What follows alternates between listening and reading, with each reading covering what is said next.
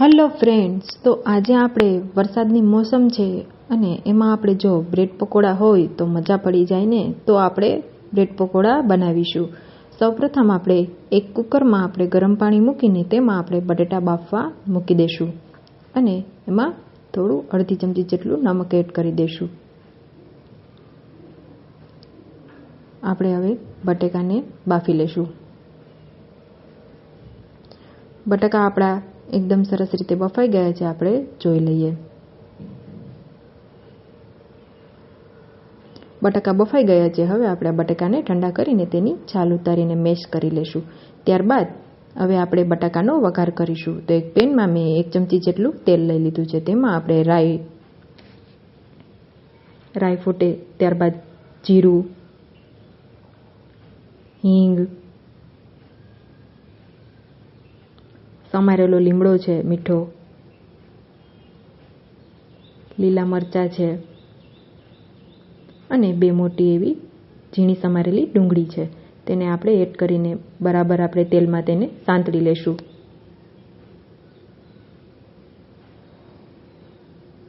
થોડીવાર માટે આપણે ડુંગળીને તેલમાં જ સાંતળવાની છે.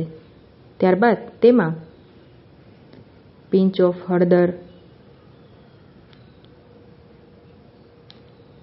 સ્વાદ અનુસાર નમક, ધાણા જીરું પાવડર અને ચપટી એવું લાલ મરચું એડ કરી દેશું અને ફરીથી બરાબર મિક્સ કરી લેશું. બહુ ઓછા મસાલાથી આપણે બ્રેડ પકોડા બનાવીશું.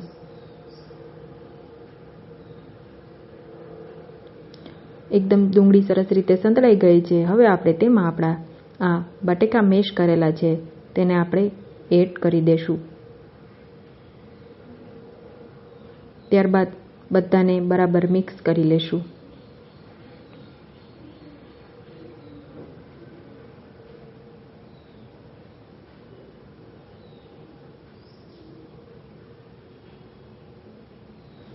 એકદમ સરસ રીતે બધું મિક્સ થઈ જાય પછી આપણે ગેસ બંધ કરી દઈશું.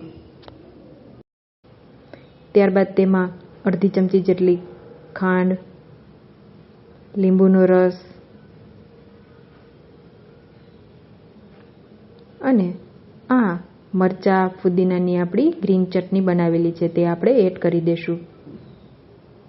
ત્યારબાદ તેમાં કોથમીર એડ કરીને ફરીથી આપણે બરાબર મિક્સ કરી લેશું.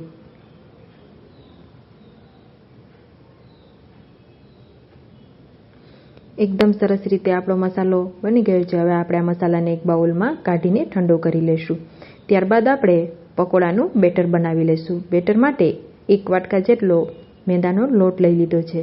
તેમાં સ્વાદ અનુસાર નમક, 3 થી 4 ચમચી જેટલો ચણાનો લોટ અને પાણી એડ કરતા જઈને આપણે આ બેટરને આપણે બરાબર મિક્સ કરી લેશું.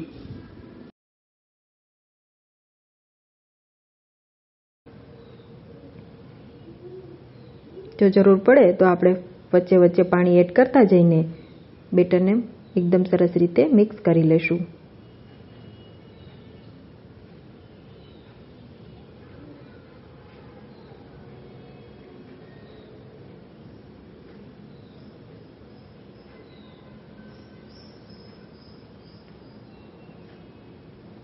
બેટર આપણું મસ્ત રીતે તૈયાર થઈ ગયું છે. હવે આપણે બ્રેડમાં આપણો મસાલો ભરી લેશું.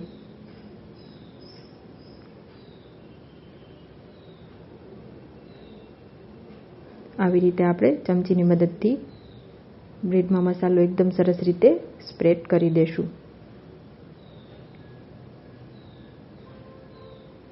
ત્યારબાદ આપણે વચ્ચેથી કટ કરીને આપણા પકોડા તૈયાર કરી લેશું. આવી રીતે આપણે બધા જ પકોડાને તૈયાર કરી લેશું. હવે આ પકોડાને આપણે તળવાના છે. તો આપણે જે બેટર બનાવ્યું હતું તેમાં આપણે આ પકોડાને ડીપ કરીશું.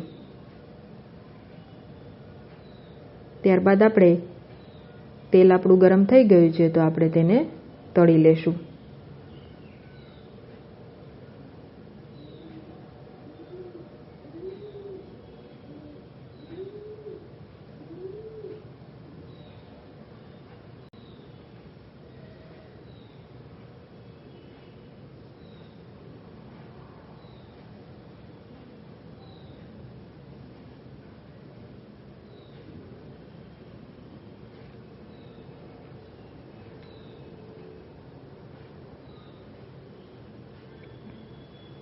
ગેસની ફ્લેમ આપણે ફૂલ જ રાખવાની છે, જેથી કરીને આપણા પકોડામાં તેલ ના ચડે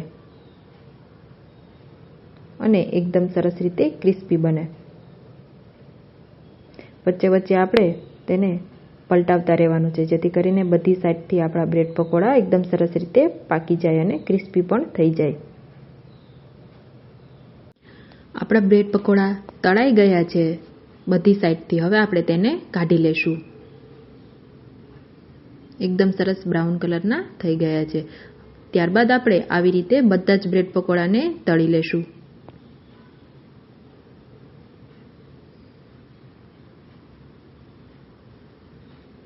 આપણા બ્રેડ પકોડા બધા તળાઈ ગયા છે. હવે આપણે તેને સર્વ કરી દઈશું. તો તૈયાર છે આપણા બ્રેડ પકોડા. એકવાર જરૂરથી ટ્રાય કરજો.